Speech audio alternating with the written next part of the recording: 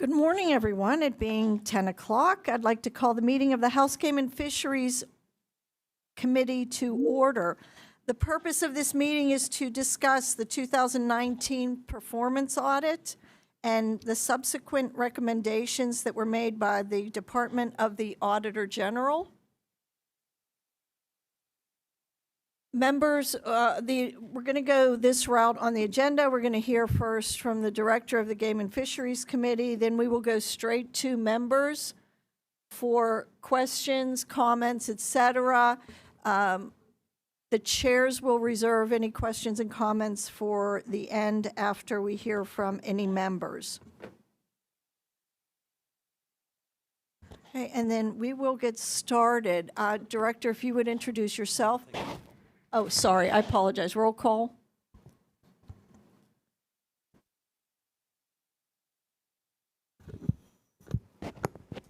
Chair Kulik. Here. Rep Boyd. Leave. Rep Ceresi. He's here. Online.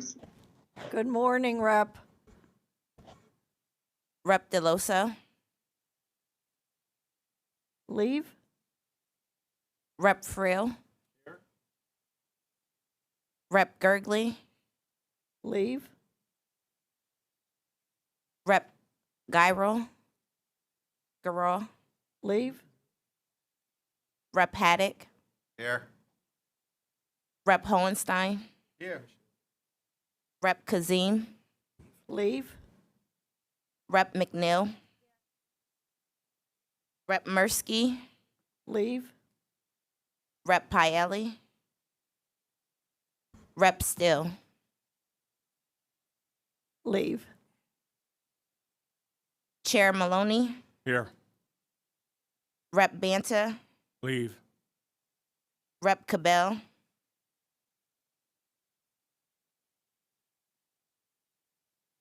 Rep Devanzo. Leave. Rep Diorsi. Here. Rep Ecker. Leave. Rep Flick. Here. Rep Kuzma. Leave. Rep Labs.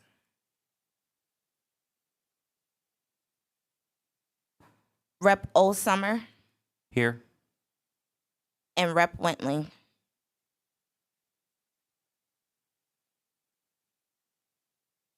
We have a quorum. Thank you. Mr. Director, you have submitted comments. We've all had a chance to look over those. We look forward to your testimony. And if you would introduce yourself and the gentlemen that are sitting with you, and then you may begin. Sure. Thank you, Chairwoman Kulik. Good morning, Chairman Maloney, members of the committee. My name is Steve Smith, and I'm the new Executive Director of the Pennsylvania Game Commission. It's a privilege and an honor to represent the men and women of the Game Commission in this capacity. And over the next couple of weeks, I've had the opportunity to meet with several of you briefly over the next couple of weeks. I hope to meet as many as possible. I know how busy, obviously, of a time period this is for you, but I'll try to stop by and get to introduce myself and say hello and learn a little bit more about you and your districts and look for ways in which we can work together on behalf of wildlife and the sportsmen and women of the state. And just as an aside, one thing I'll be talking about as well is our new process that we're going to be implementing this year for selling antlerless licenses when they go on sale in 3 weeks. We've made some significant improvements to the system from last year, significant improvements on the process on how we're going to sell them. And at this point, we're just going to be looking for your help in getting the word out, because for the vast majority of our hunters, there won't be a rush where they won't need to be there buying licenses at the same time within the first day or two. We're going to hopefully spread out those sales so that things go a lot smoother. And again, would appreciate your help in getting the word out on how that process is going to be. But for today, happy to talk about the Auditor General's report from 2019 and the work that the Game Commission staff has done to implement the recommendations from that report. With me today are Dave Gustafson, he's our Director of our Bureau of Habitat Management, and Dan Dunlap, he's the Director of the Bureau of Administrative Services. I asked these individuals to be with me, given that a lot of the recommendations from the report directly relate to their program areas. So I asked that they come and Collectively, between the three of us, we'll try to answer any questions that you have. Certainly, if we're not able to answer anything today, we'll get back to the committee by the end of the week in writing with answers to any questions that you might have. To give some context, the report examined the Game Commission's operations from 2014 to 2017. And as you would expect, there's been a lot of staff turnover since that time period, and we've changed the way that we've done business and operated in a lot of different areas as well, many times in response to the report, and we'll talk about those. One of the documents that we provide a point-by-point synopsis of our changes that we've implemented since the report came out in 2019. You should have that document, and it is color-coded, so real quick. The black text is the Auditor General's recommendation at the time, or that the regular text is that, the first point. The black text is our response in 2019, and then the orange text underneath is our 2024 update.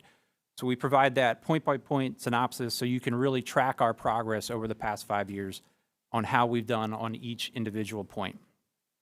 And just real quick, I wanted to commend the staff, the Game Commission staff that helped put this document together and did so quickly for the committee, especially with last week being a holiday. I appreciate their work to do this, and I hope the committee found it beneficial in preparing for today. So I'd just like to highlight a few of those items now, and then I'd be happy to take any questions that you have. First, a significant number of recommendations in the report, as I'm sure you've noticed, relate to the use of escrow accounts. So I'll explain what that is, generally speaking. Escrow accounts relate to a practice that was taking place at the time period of the audit, 2014, 2017. And that was when the Game Commission would enter into an agreement with a third party to do natural resource development on game lands. In a lot of instances, instead of taking that entire payment up front, the entire amount, and putting it into the game fund, the Game Commission, as well as the third party, would identify what we described as surface area damages to the game lands as a result of the natural resource development. And then we would set aside in that third-party escrow account replacement funds to make up for the loss of habitat and the loss of game land surface that was negatively impacted by that development. Once that money was set aside in an escrow account and the parties, the Game Commission and the third party mutually agreed upon a tract of land that was for sale, that money was then used to purchase that land. And then the ownership of that land was then transferred back to the Game Commission. This was viewed as a way to efficiently make up for the loss of surface damage to the game lands as a result of natural resource development. As a result, largely, of the audit and the recommendations included in there, we have discontinued that practice and no longer maintain those third-party escrow accounts. Another significant area of recommendations in the report has to do with revenue collection and accounting procedures regarding payments made pursuant to natural gas development leases. There were several recommendations in the report that stressed the need for better controls to make sure the Commission was receiving the total amount that it was owed pursuant to those lease agreements. And I'm happy to report that we've made significant progress on that front as well, through increasing our staff, increasing resources, developing some new processes, and we've also just recently entered into an agreement with a consulting firm that specializes in conducting property analysis for government entities. And we've relied on their expertise to implement better practices to increase our assessments of game lands that have the potential for natural resource development. So all of these steps have been done to make sure that we're receiving the appropriate and correct payments and maximizing the opportunities for natural resource development on game lands. Because in turn, that means more funding for wildlife. And in addition, it helps us maintain our operations and keep the hunting license cost low. This way we don't need to go back to the sportsman and ask for an increase.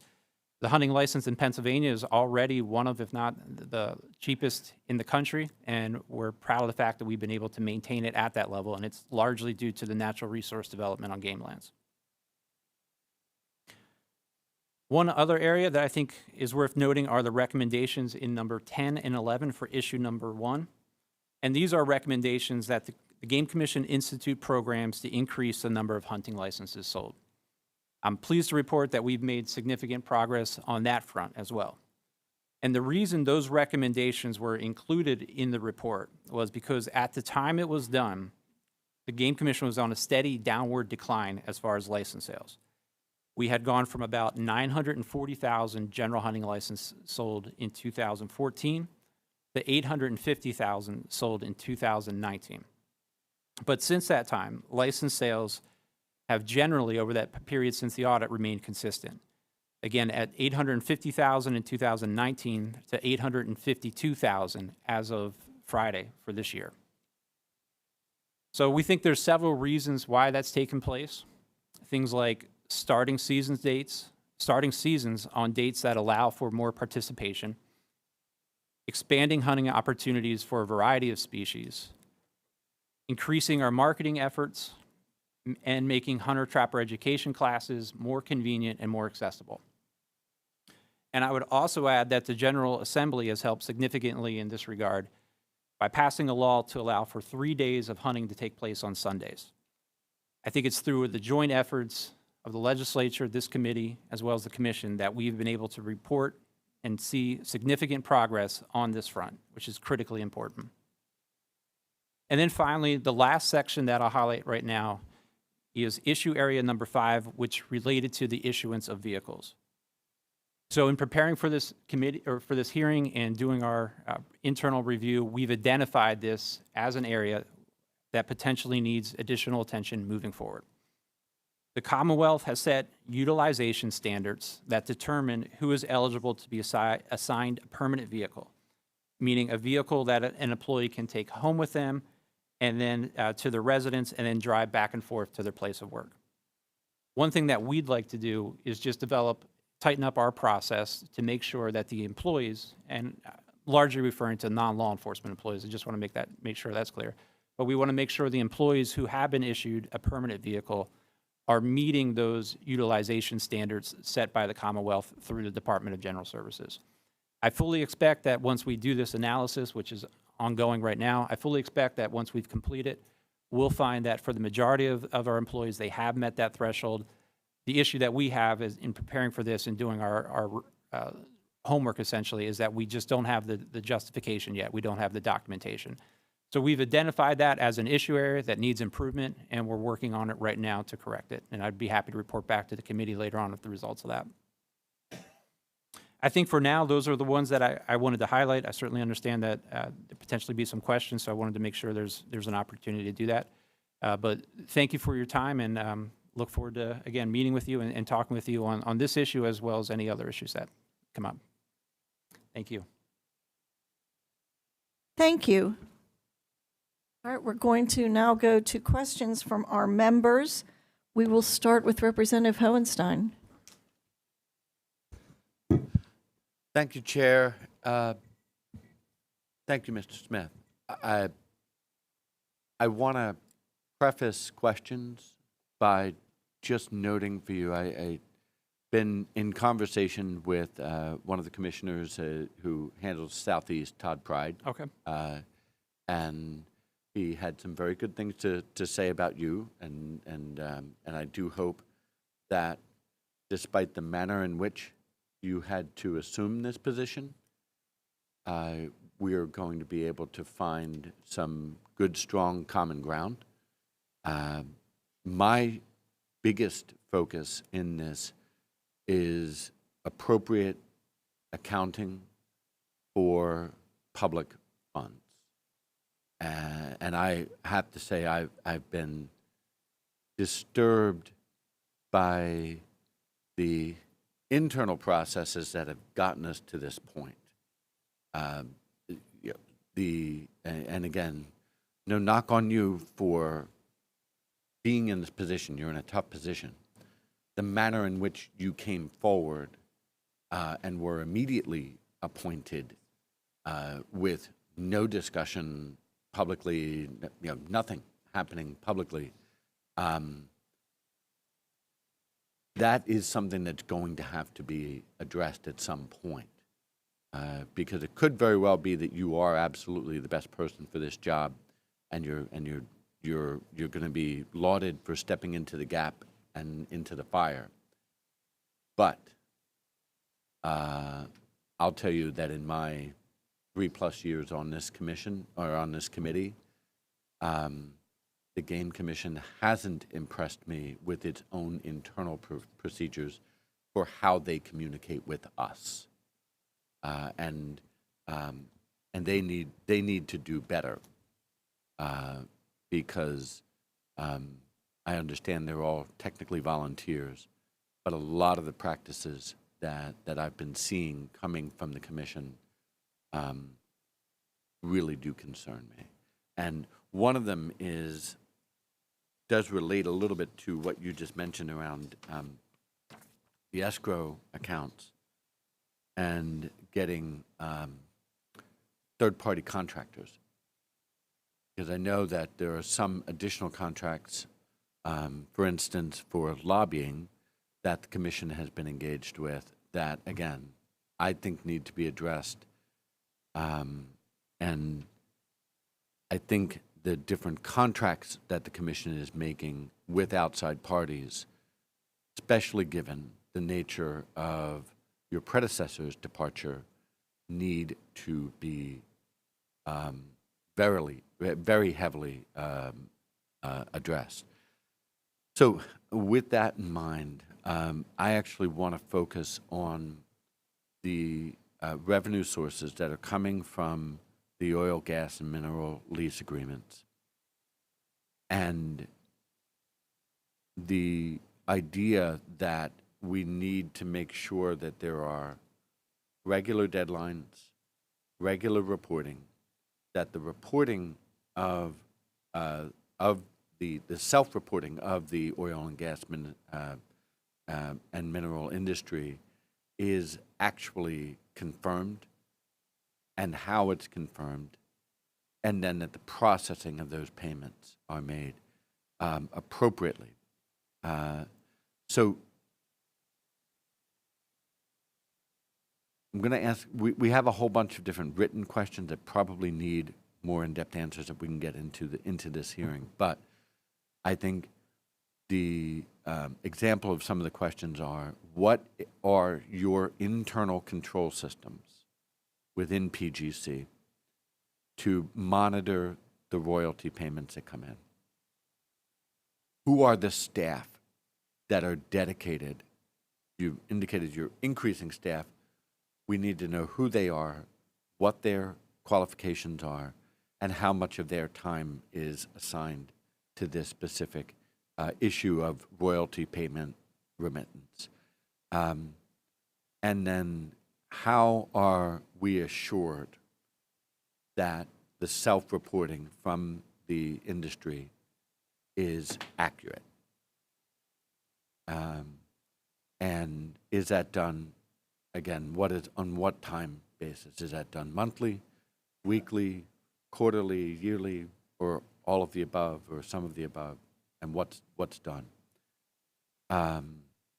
Because it's that aspect that really will drive the rest of the inquiries, because the income that is received in that area has resulted in, from my understanding, funds that are in the hundreds of millions of dollars. And that is a lot of the public's money that seems to be behind a wall. And I'd like to break down that wall. So let me just see real quickly.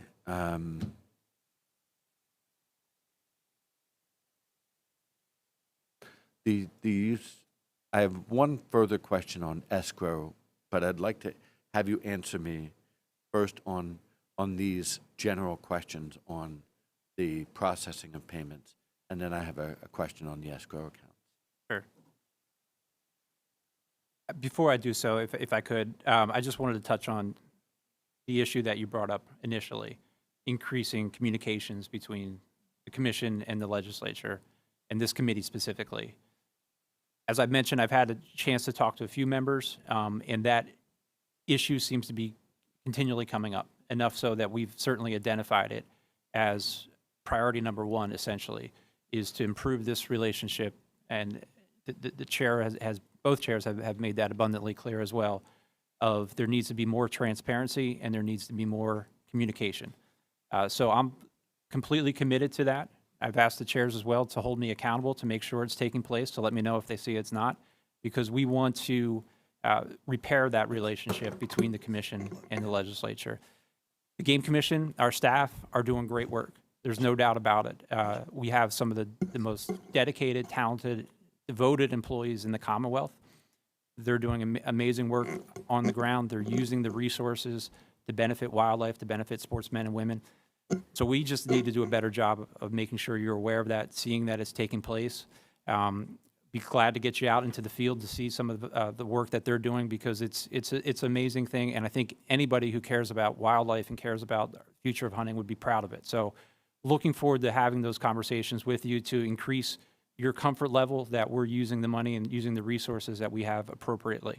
And we welcome that. We welcome those discussions. So as to your specific questions, I'm going to ask Dave Gustafson to address some of them, knowing, and I think your point was well taken as well, some of them might lend themselves to written responses back to the committee, and we'll be sure to do that as well. But I think Dave can hit on a few of those highlights. Thank you, Representative, for the question. I think, as Director Smith alluded to, since the time of this audit, we've had tremendous turnover within our team, and we have essentially an entirely new team in our oil and gas and mineral division now. We also currently have 2 vacant positions there that we're working hard to try to fill. One of them is a completely new position that we've created to be specifically working as an auditor and an accountant within that program area, to be 100% dedicated to this exact task. Since the audit in 2019, the initial person we added, probably about 80% of their time has been to this task. So I can review just a couple of the quick things we've done to talk about this, understanding that it is a massively complex environment when we talk about trying to track oil and gas revenues. And just by way of a little history, in the conventional gas development where a well hole was drilled straight down, it was pretty easy to know that if you had a well on your property and the gas that came out of that well that was straight down under your property, it was your gas, and you knew what you were owed on that. With the advent of unconventional horizontal drilling, and with our strategy in the Game Commission that we've undertaken to protect game lands by trying to have a lot of our development be non-surface development on the game lands, what you end up with is well bores that start somewhere else and potentially traverse numerous property ownerships by the time they get to the game lands, and then traverse through and under the game lands and onto another property owner. So when we look at the complexity of the reporting of that data, each one of those owners has a different decimal interest in the net revenue share that comes from that. They all may have different percentage royalties. You may have different partners with the gas companies themselves providing various portions of that revenue. So the complexity that has increased since the Marcellus Shale and horizontal drilling has worked its way toward the accounting side now. Just on the production side, it's massively complex, but on the accounting side, it's even more complex. But I'm happy to report the team we've got in place now, I think, is doing a tremendous job. We've engaged with a new commercially available software program called MineralSoft that the companies key data into that we can then review as well. So we get reports out of that software package that's new. We're learning every day about just how many tools are available within that package. We're cross-checking all of that data with the Department of Environmental Protection's well production reporting data. Just in the last few months, as Director Smith mentioned, we sent out an RFP and then engaged in a consulting contract with a firm out of Texas that specializes in these types of complex accountings. And we're happy to also say that we're using GIS technology now to look at each and every single well that occurs that the Game Commission gets royalty interests on, which as of today is 1,064 wells that we are receiving royalties on. So you can imagine the sheer volume of reports that we get from those wells. About 638 of those wells are non-conventional, meaning the horizontal, and that results in about 98% of our overall revenue. So 638 out of that 1,064 is what's generating the bulk of the revenue coming to the agency. We conduct now weekly deposits of checks that we receive every week. Sometimes multiple times a week if we're getting a high volume of checks. Sometimes in 1 week we may get 24 checks for wells. So our clerical staff conducts a deposit every week. We track all those checks. We've got this MineralSoft data that we can then attribute that money to each individual well, and then we can review the required royalty payment, do all the math calculations with our decimal interest that's required to really get down into the weeds and track down very accurately if we're receiving the correct payments for those wells. We do monthly reviews now of all of those things. We do periodic sample audits where we'll pull random checks and we'll have our staff dive in. The very few issues we found, we reach out to the operators and we say, hey, look, we think there's a discrepancy here in some sort of this data. They've been quick to respond. Our GIS tracking now, we have 97% of our well locations and their laterals fully into a GIS system, so that if we see a well payment missing for a well number within a month, we can very quickly jump in and look and see who do we have to contact, why did we miss a payment, was there a production reporting issue, and we've had very few of those. The ones that have come up, we've caught, we've been able to work with the companies to get them resolved in a very timely manner. That's a summary, but as you can imagine, with that amount of complexity, there's a lot to it. That's a good summary. I mean, I'm going to raise two things. One is speak to the DCNR if you haven't already, because I know they handle many of these same interactions and transactions. And two, again, not looking for the big answer right now, but what is being done to look backward to track any payments that should have been made, assessment of interest and penalties in spaces where payments weren't made, and also ensuring that accuracy really from, I guess, the previous audit period only covered up till 2017. So we've got 7 years that we need to make sure we're also accounting for. If you could summarize real quickly what's being done to sort of to cover that time period from the previous ending audit until now. Yeah, so when we brought that additional staff member on, it was shortly after the audit report came out, and that first task was to kind of do that cleanup work, to go back and look and see what was missing, if anything. We did have several issues with companies that we did have to go back and clean up. It was a process, but we worked through it, and we believe that we got back to the place where everything was accounted for at that point. All right. So I promised you a question on escrows. My big questions are, when did the practice of using escrow accounts end? And similar to what I just asked, what was done as those ended to ensure that they had been accurately kept or received as far as funding goes? And if we've ended escrows, to what general account are these all going to? And it sounded like there's some tracking as payments come in from particular suppliers that can be tracked and connected to particular wells. So you've got that. But is it all going into the same fund, or are there still separate funds, even if they might not necessarily be escrows? And who's got access to those? So real quick, the use of escrows stopped pretty soon following the release of this audit. So it would have been fiscal year 2020. Is that correct, Dan? Right around the time period. Yeah, go ahead. So the money then went into the general fund or the game fund for the Game Commission at that time. Is that correct as well? That is correct. And then I think we can follow up specifically on your last question as far as what tracking, and we can give you the dollar amounts and what went in, and to show that how we made sure that was done properly. Yeah, I would absolutely appreciate that.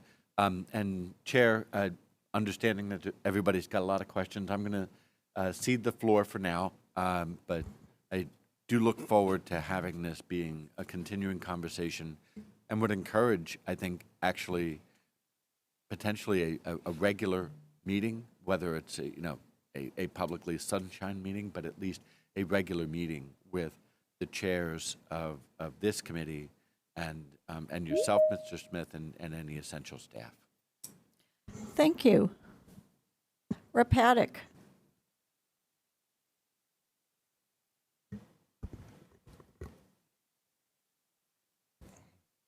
So you mentioned that you are using a new software called Mineral Soft. When did that start? I think that started in 2021. So you're still calling it new and you're still learning the ins and outs of a system that you're using now for almost 3 years. That was your testimony. You don't know all the functions on the Mineral Soft software. Correct. There's still parts of it that enhancements that are parts of that software that we're working with folks to learn how to use, because at the same time that we started using that, our oil and gas mineral division chief retired shortly after, and we had to replace him. Our licensed professional geologist position retired or transferred to DEP, so we're still trying to backfill that slot as well. And we So had there's a new, nobody in the game commission that cross-trains and knows how to take another job over. Is that what you're saying? No, that's not what I'm Yeah, saying. I don't think we're saying that at all. I think it's just the normal gaps in knowledge when one staff person leaves and another comes on. So it's been, as Dave mentioned, and you would expect this if the audit looked at 2014 to 17, there's been turnover from time to time. It's just a normal part of business for us, and we're trying to maintain the continuation of operations during that time period. Director Smith, that's about the 6th time I've heard you had changeover in openings. A business the size of the Game Commission should have people cross-trained and ready to rock and roll if somebody's on vacation, quits, gets fired, whatever. That's standard business when you're talking about people's money. And I And think it's about 6 times I've heard about openings. I think the revenue has continued to come in during that time period, so obviously we're still maintaining, we're still been able to maximize royalties where it's possible to do so. Operations have been moving forward, and if I've given the impression that they haven't, that's my mistake, because they absolutely have been. All right, well, there's 1,064 wells that you said you're dealing with. Just so that we're all clear, is that wells or legs to the wells? Are you talking about a well pad when you say 1,064, or are you talking the actual laterals that are under the ground? 1,064, that number would be the actual wells, not pads. And like I said, 638 of those are unconventional horizontal wells, and the remaining are old conventional vertical wells. Okay. And you mentioned checks. Is the Game Commission still receiving physical checks instead of direct deposits? We are, and the reason that we keep those coming in is because the information on those check stubs that come with all the production and deduction information is critical for us to be able to have available to do auditing work. Are you with. aware that most of the drillers use a system called Energy Link, and most of that is available online, that you don't need a physical check? Yes, we're aware and of most of our producers using Energy Link. And you're not using Energy Link. You're still using physical checks that causes a delay. Possible checks get lost in the mail or not deposited in a timely fashion. So you can't even get a Game Commission to do a direct deposit. Is that the agency's stance? I think our stance is we prefer the paper copy for accounting purposes. Even though it's available online? Correct. So you're not good with technology? Is that what you're saying? Now, I think we're able to ensure that we have backup documentation for our own internal accounting practices when we use those paper checks.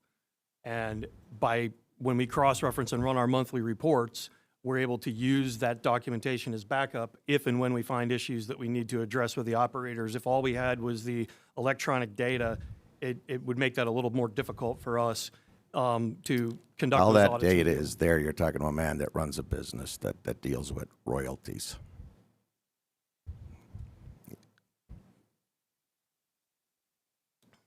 The escrow accounts, let's go back to that. So are all these escrow accounts completely closed and all money is transferred? Yes, that's correct. We've discontinued that practice. Okay. And what would be, so we talk about our royalties and using this new system. Do we know what our projection is this year as to what was budgeted on the gas and oil royalties received as to what was budgeted? All those numbers? Dan? I think originally we were at about, we estimated 130 million, but I think we're right now around 80 million. Yeah, we're working on closing out the fiscal year numbers here pretty soon, but as of May 6th, we were at 77 million in royalty revenue, specifically from oil and gas. We had anticipated that number to be a little higher. The price of gas this year was lower than I think we anticipated, so. And just a clarification, now we know there's a delay in payment. Are you accounting for the money when received or when actually earned? So is it on the deposit of your check? The check receipt is when you're booking the income? Counting it as revenue when checks are received and deposited, yes. Okay. And as you mentioned, there can be a multiple month backlog as to when you receive a check in June, it may be for production that happened in April, if that's what you're alluding to. Okay. And do we know what the balance in the general fund would be? As of, I believe last week, it was at, the total amount in the game fund was at $506,697,000. 506,697,000. 6. Okay, thank you. Thank you, Representative. Rep. Deloso? And for everybody's information, I believe there's a meeting following us, so if we can get through any questions quickly so that the chair and I have an opportunity also. Thank you, Madam Chair. I'll be brief. The recruitment and retention has become an issue. We've heard testimony in prior hearings that the Game Commission has stopped requiring Act 120 training because when we Act 120 train, our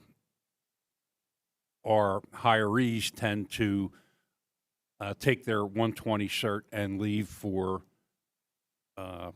frankly, more money elsewhere. With roughly $500 million, how is this an issue? I mean, what do you perceive? Because, I mean, I know what I perceive. I perceive we are underpaying our game wardens. And that's going to be, I think, the general public perception. How is it that we come at a number where we are having a hard time with recruitment and retention with $500 million in reserve? Sure, and that's a great question, and I absolutely appreciate it. The short answer is, as an independent agency, and I use that term independent loosely for the Game Commission, we still are required by law to follow the Commonwealth's procedures regarding classification and compensation. And what that means is our management team, me as the executive director, I have no ability to designate our officers and say that they'll reach this scale if the Office of Administration says they'll be at this scale. So we have to operate in terms of compensation for wardens and for all employees under the parameters that are set forth by the Commonwealth through the Office of Administration. And I believe it's Section 302 in Title 34 that says, for classification purposes, Game Commission employees shall be classified in accordance with the Commonwealth standards. So as great as our account is right now, and as much as I would love the flexibility to deal with this huge issue, and you're absolutely correct as far as holding on to the employees that we have. Again, not just law enforcement, although certainly law enforcement, but all of our employees. They're the lifeblood of the agency. You would think, and I would love to be in a situation where, as our budget grows, we can make adjustments accordingly. But that's not the parameters that we have to work with. I'd be happy to talk to you about potentially a fix to that. You just took the words right out of my mouth. I Okay. would be happy to talk to you about a fix for that. Thank Right. you. And I would add that I've mentioned the same to my counterpart, Tim Schaefer, and he jumped at it as well. So I'd be glad to have those conversations with you about just this idea about, is there a legislative fix to it? Thank you. And Rep. Delosa, we look forward to you carrying on that conversation with the director. Rep. Cerisi. Thank you. I'm sorry I'm not in the room. I had to come back to my office. Two quick questions. One is, I'd like to know how often and how many members of the committee travel and for what purposes, at what the expense is. And the second thing you brought up, and this is a craw on my side for a lot of people, and it's not just your committee, why they have to have a car they take home. Other than the wardens, why anyone else needs a car? Because we all use our own cars. People come to Harrisburg all the time with their own vehicle. Why are we giving cars out? What's the expense? Are these cars hybrids? How much are we paying in gas? How are we tracking the mileage? You know, these are all benefits that we're giving the staff, and I'd like to know more about that if you could answer that question. Sure. And just to clarify your first question, you said travel and for what purposes? I assume, Yes. Do you mean regular business travel day to day or outside of that? No, conventions, you know, when we leave the Commonwealth and we go to different things in other states, or, you know, how often that happens and what type of conventions that we attend. Okay. And sure, we'll be happy to get you that information. To the second part of your question, individuals that have been assigned a vehicle, that was an area that was raised in the audit report, and as I mentioned in my testimony, that's something that I think we've identified internally while looking and preparing for today's hearing, that we could increase our internal controls to make sure that we're assigning vehicles appropriately and in a manner that's consistent with the Commonwealth standards. So I've asked all of our regional directors and all of our bureau directors to review the individuals in their chain of command who's been assigned a vehicle, and to ask for documentation to show that they're meeting the utilization standards set forth by the Commonwealth. So that review is ongoing right now. How many vehicles, I'm sorry, do you think are out there right now? Roughly. I'd be speculating. I can certainly get you the exact number here within the next day or two, because I don't want to put a number out there and have it incorrect. But again, we are going through that review right now. So the questions that you raised are exactly the ones that we're asking internally, and I'll be happy to share the complete results with you of that review that we're undergoing. Thank you. Thank you. Rep. Friel, do you have a quick question? Yes, thank you very much. I'll make my question a request.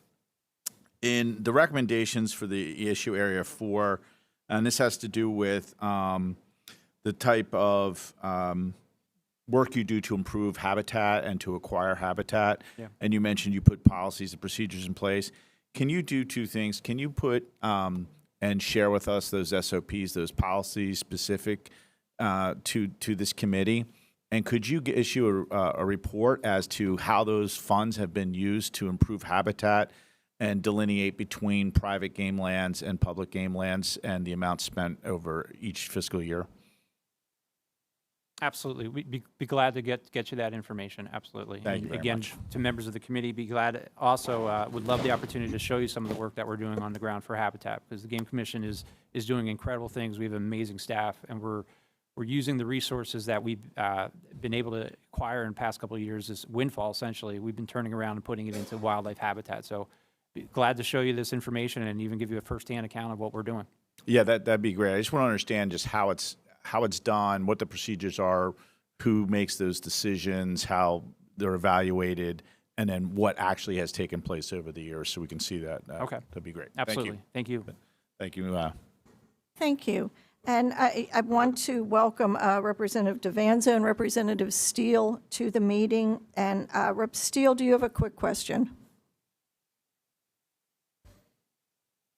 Yes, I do. I'm sorry, let me move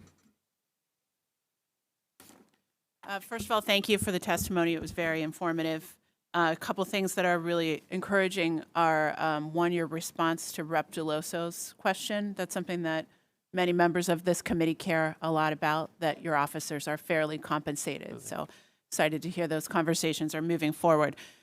Two, it seems to me that the grasp that you have on your what is a complex proposition, that oil and gas revenue seems to be good. You've got a four-pronged approach based on what you described: mineral soft, cross-checking with DEP, using GIS, and then also a paper trail. So that seems really good. Thank you for sharing that. $500 million is a whole lot of money. I was wondering if you could just spend a couple of minutes talking about the exciting ways that you plan to spend some of that money in the Commonwealth. Sure. You're absolutely right. $500 million is a lot of money. When I started with the commission back in the early 2000s, I don't think anybody anticipated that we'd have this problem, and I use that term problem loosely. It's a good problem to have. It's probably the number one question I've received in taking on this role is, what are you going to do with all your money? I come to this position as a long-term Game Commission employee, and I think the benefit of my background and my experience is I've seen our agency go through peaks and valleys, I'll say, on the financial standpoint. We've had good years, often as a result of natural resource development, and then we've had lean years. And sometimes those lean years mean cutting programs, reducing staff, getting rid of positions, and not being able to do the work that we want to be able to accomplish. So my plan coming into this role, into this new role, and seeing that we're at a peak, at the highest point we've been, is how can we spend that money and use it wisely, invest it wisely, but do so in a way that sets us on a path for long-term financial stability. I'd love for us to be in a position where we can put together a 10-year plan, essentially, for spending that revenue, investing it in wildlife habitat, and doing some of those things that I talked about, the capital improvements that we've been able to do for our employees, the resources we've been able to provide them. Some of the things that are really important to us is of course, our game lands, providing access. We've built roads, we've built bridges, we've improved culverts on streams. We've done a lot of things that we just hadn't been able to do in those low years where we were really short on finances. So we're going to put together a plan for our staff to, again, try to put out essentially a 10-year plan for spending this money, spending it wisely, investing it in those areas where it has the most impact. And then again, the other benefit, and I go back to, is this way we can keep our license fees low. If we can report back to our hunters that we've charted a path at the Game Commission where potentially we won't need to come and ask this body to increase those license fees over the next 10 years, and we can keep that fee at what is, I think, the lowest in the country, that's really good news for our hunters and for our trappers. And I think what that does for a lot of them is that lets them to continue in the sport, because a $20 hunting license, as long as it stays at that level, isn't an obstacle to continuing to buy it, continue to hunt, continuing to trap, continuing to invest in what we're trying to do. So that's, broadly speaking, that's our plan moving forward, making those investments that we have done and just continue to do so that they're benefiting wildlife and the sportsmen and women of the state. Thank you. Well, thank you. I'll be more of a devil's advocate on some of these issues. And I know, Director, you know that you and I and you and myself and my good co-chair will have many conversations on a lot of these issues. I appreciate your answers to a lot of these questions. Unfortunately, we would need a whole day for everyone to sit and really do a thorough questioning and have a thorough understanding of what is going on. And these conversations will continue. Understood. I'm all about fiscal responsibility. I don't want to see every penny spent without thought. So I appreciate that you're looking at a 10-year plan. I hope we see that Absolutely. relatively soon. $500 million really is a significant amount of money that the majority of agencies in the Commonwealth could only dream about, Right. including your sister committee, the Fish and Boat Commission. Absolutely. So I know you all understand how significant this is to have this sort of money. I know it is not going to be a constant flow of money. We all know how the oil and gas industry works. So we appreciate, your thoughts on that. I have one, because most of my questions have been answered to a certain extent, but I have one specific issue. I think the elephant in the room, of course, is the changing of certain start dates for some of the, or at least one of the hunting seasons. And one of the things mentioned in the Auditor General's report was working on increasing license sales. For a long time now, I keep hearing that particular change, and of course we're talking about the change of the deer rifle season and when that starts, has increased sales. Yet today we're talking about basically flatline sales since that started. So in my mind, what I heard you say is basically that any of these changes, changing to a Saturday, adding Sundays, has really not done anything to change the license sales in Pennsylvania. Based on what you said today. And do you agree with that? Well, first, I'll just say, Chairwoman, I was watching the clock, and I was hoping we were going to make it through this whole hearing without bringing this up. So, Oh, well. I would say, in a perfect world, if you're doing an experiment, you only change one thing, and then you can test it, see what happened, and you can say everything that resulted was a result of that one change. I mean, that's, the scientific process, that's how it worked. When it comes to hunting in Pennsylvania, we're not in a position where we can say the only thing that has changed in recent years is this or that. There's been a multitude of changes. We had the Saturday opener for deer season. We had Sunday hunting. We had increased opportunities for a variety of species. We had COVID as well, which brought a lot of individuals back into the sport, not just in Pennsylvania, but nationwide. So we had all those things happening over the time period since the board made that change. Now, what I can say that has happened is I wouldn't say that anything resulted in a substantial net increase in license sales, but I can say, and I think the data shows that what it did happen is it stopped the decline. And for state fish and wildlife agencies across the country, we're in a position where stopping the decline is a victory. Like, we consider that to be a good metric of success, because what was happening previously is it was a pretty steady decline, going from about 940,000 general hunting license sales in 2014 to 850,000. That's cause for concern. That's a 5-alarm emergency to lose that many hunters over such a short period of time. Since that change went into effect, and again, that wasn't the only change. I want to be clear on that. There was a lot that happened during that time period. Since that change went into effect, we've gone from 850 to 852, with ups and downs along the way, generally speaking. So absolutely, I'm not in a position to say that as a result of that change, we saw a significant increase in sales, but I can say that the data would indicate since that change went into effect, the decline has certainly slowed and even stopped in some years. And, I understand your argument. And you and I are in the same business. So we can look at all this and we can make our arguments. I just, since being on this committee, I have been repeatedly told that these changes have increased sales. And what I'm hearing today is they really have not increased the sales. I'd be hesitant to say anything directly resulted in anything else, just because there's been so many changes during that time period. I wouldn't make that statement, number one. And number two, again, no, I think even taking all those changes into effect, what you've seen is a downward slope and then a plateauing. There's been a plateauing since around the 2018, 2019 timeframe.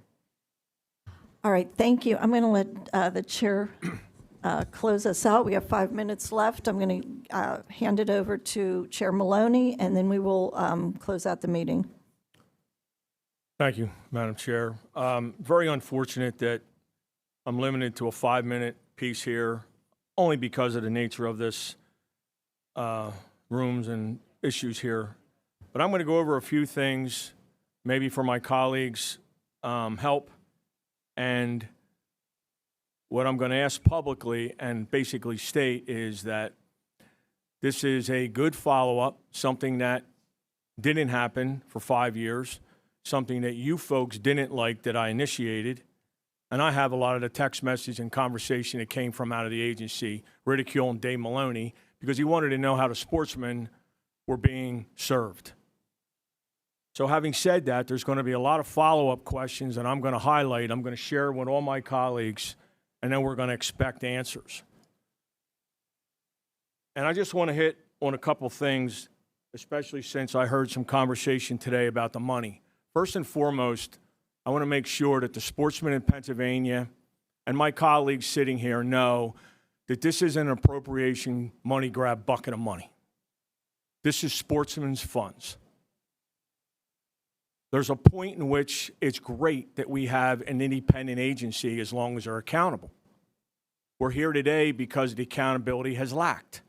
However, that money is not for some special program to take place that because suddenly the Game Commission is flush with cash, that we're now going to invent places to spend it. I will go back to when I was here 14 years ago on the issues of the sportsmen in Pennsylvania. And yes, to give you credit about different changes to seasons and such and opportunity, you're right. And for the most part, when it comes to white-tailed deer, which is, as you know, 93% of the people in America pursue, Pennsylvania has been lacking because of what has taken place in an ideology within inside your agency. For anybody to believe that you have the deer population that you people purport to have is just untrue. The two gals that put together your numbers on the Saturday opener versus the Thanksgiving weekend completely undressed you people with your numbers. They're your numbers. You don't have the proof of antlerless successes, and you don't have the proof of how many people are actually hunting because of a change. In certain parts of the state, we're killing deer from September till now. You have proposed till the end of January. How many deer population people actually believe that math doesn't lie? You can't continue that parade and think that you're going to keep the population up.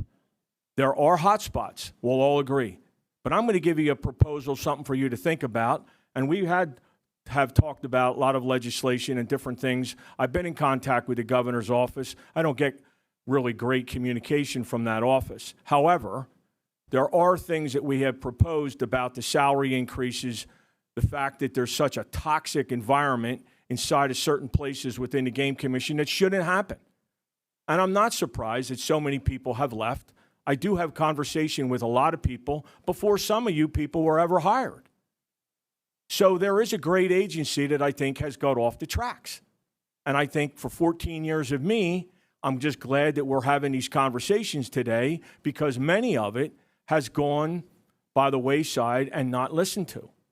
Again, I will go back to the sportsmen, the habitat. I want to know if you guys think that you're going to put private land grant money from our funds as sportsmen on the private land. I want to know who it's going to and how much money you people intend to spend on it, when since the day I came here, we've talked about the habitat issues on our state game land. State game land should be priority number one. That is our land. I don't have a problem with us having more land. What I have a problem with is the verbiage having to do with who gets what and why the sportsmen at the end of the day aren't really the ones served. The turkey population has plummeted. The grouse, our state bird, as you know, for 14 years I've stated, is in trouble. We propose to put another predator on the ground. We have one from the own people of your folks that I know from up north who say, look, if anybody doesn't think that those fishers are killing turkeys, you just got some kind of blinder on. Your own previous predecessor sat right there and said that the only thing that they knew that they ate was each other. That's just so bad for sportsmen to have to hear. What we need is good, focused game management, not about who's going to get what money, where's it going to go. Let's stick to the mission of the Game Commission.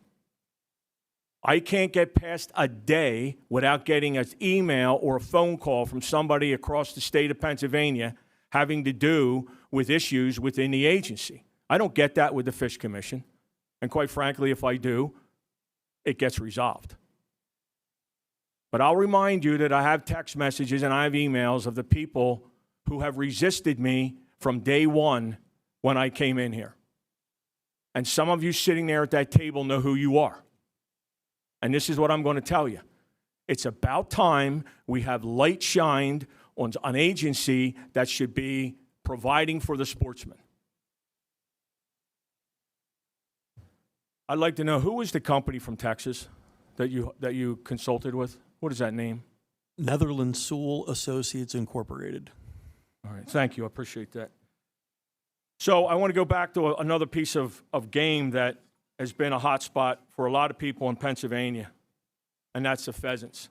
And what I'm going to want is, I'm going to want a report on the propagation areas that you folks have closed down and the DNA that we had as a game commission, to their credit, has created a pheasant that was more resistant for Pennsylvania and for our habitat that has been, from what I understand, no longer in existence and basically destroyed. So what I'd like to know is why we've closed those places down and what has happened with the genetic pheasant that was developed by Game Commission biologists to be a little bit more resistant, which brings me to the point of, with some of that money, with habitat and quality of deer, with the issue with the CWD, and for those of you that don't know it from this committee, that was another initiative of mine with the $1 million put in the budget, which was squandered. But why don't we think about the fact that there are biologists and people spending millions of dollars countrywide to develop CWD-resistant whitetail? What we should do, in my opinion, is put some of them on the landscape, buy them from those folks, let them breed with our does, and let's start creating our own whitetail CWD-resistant herd. I think it's a project that's worthy of a try, and something that you have other partners across the country willing to participate in. To me, these are projects that show our responsible help to the sportsmen moving forward, the next generation, all those things. I'll also remind you that with the hunter safety course legislation that took so long for me to pass here, you people were very, very lax in even acknowledging it or taking advantage of it, which to me is, if you don't continue to go after that next generation, you can sit here and make all these proposals all you want. But if we don't refeed that population of interested hunters, trappers, and fishermen and whatnot, all sportsmen, we're going to lose it. We have an opportunity. And my voice hasn't always been heard. I understand that. But I'm also going to tell you something. With the information that I have requested over the past and some of the things that have been blocked, it's been very disappointing, I'm going to say this on the record, that I got a report that when I asked about the outrageous spending at the Turkey Federation in Nashville, Tennessee, the directive was delete, delete, delete. And I'm going to tell you, it's so troubling to me that if I find out who participated in that and why, it will be in every newspaper across the state of Pennsylvania. If you don't want the people to know what you're actually doing, just keep that up, because I take offense to it. We are supposed to be served as sportsmen. And if you can't be transparent, then this meeting is worthless. That's what I'm asking. Thank you, Madam Chair. Thank you. I'm sure we will have further meetings down the road, and I really hope that you do take the time to meet with all the members of this committee. With that, this meeting is adjourned. Thank you.